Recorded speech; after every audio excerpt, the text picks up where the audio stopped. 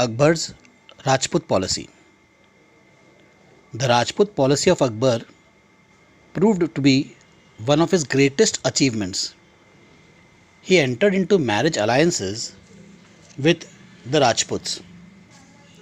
Baharamal, the ruler of Amber, married his younger daughter Harkabai to Akbar. Akbar not only gave complete religious freedom to his wives who followed Hinduism, but also gave an honored place to their parents and relations in the nobility. Thus, the Rajput policy of Akbar ended the centuries old animosity between the Muslim rulers and the Rajputs. Since the Rajputs were made equal partners in the Mughal government, it considerably affected the public policies of the Mughals and greatly helped in the growth of a composite culture. Steps towards integration. Akbar took a number of measures to promote greater understanding between the Hindus and the Muslims. Through these measures, he created an atmosphere in which liberal views could grow, and finally, cultural and emotional integration of the people could develop. Some of these measures were the following. Akbar abolished the poll tax or jizya, which the non-Muslims were required to pay. He also abolished the pilgrim tax on bathing at holy places such as Prayag and Benares. Further, he abolished the practice of forcibly converting prisoners of war to Islam. All these steps laid the foundation of a society based on equal rights to all citizens, irrespective of their religious beliefs. To strengthen the liberal principles, Akbar enrolled a number of Hindus into the nobility. While most of these were Rajput Rajas, many of whom entered into matrimonial alliances with Akbar, mansabs, position or rank were given to others on the basis of their competence. In 1575, Akbar built a hall called Ibadat Khana, or the Hall of Prayer at Fatehpur Sikri.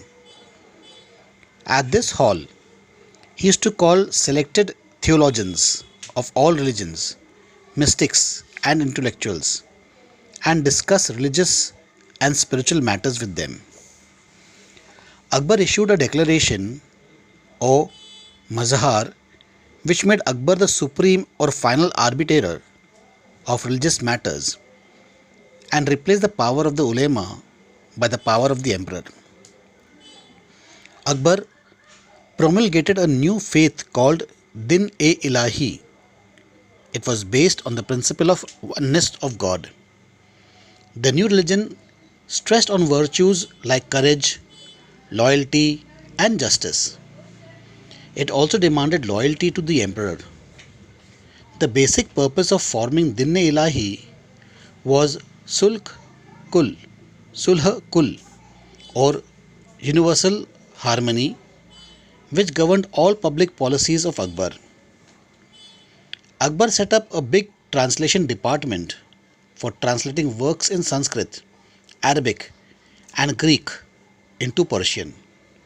Thus, the Singhasan Battisi, the Atharva Veda, and the Bible were taken up for translation. These were followed by the Quran, the Mahabharata, the Gita, and the Ramayana. Social and educational reforms. Akbar introduced a number of social and educational reforms. Akbar issued orders to the Kotwals to check the forcible practice of sati, or the burning of a widow on the funeral pyre of her husband. However, the women who committed sati on their own free will were allowed to do so. Akbar legalized widow remarriage. Akbar was against anyone having more than one wife unless the first wife could not bear children. Akbar raised the age of marriage to 14 for girls and 16 for boys. Akbar revised the educational syllabus, laying more emphasis on moral education and mathematics and on secular subjects such as agriculture, geometry, astronomy, logic, and history. The other Mughal emperors also were patrons of education, and there was considerable development in this area. In fact, one of the duties of the Public Works Department, Surah A Am, was to build schools and colleges. Jahangir passed a law whereby if a rich man was to die without an heir, his assets would be used by the state to help in the development and maintenance of educational institutes. Shah Jahan, although more interested in building monuments, took some significant educational initiative like providing scholarships to assist students. Female education also existed in some form during the Mughal period.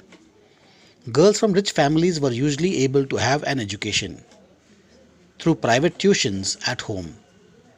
The middle class girls were usually able to attend the same schools as the boys.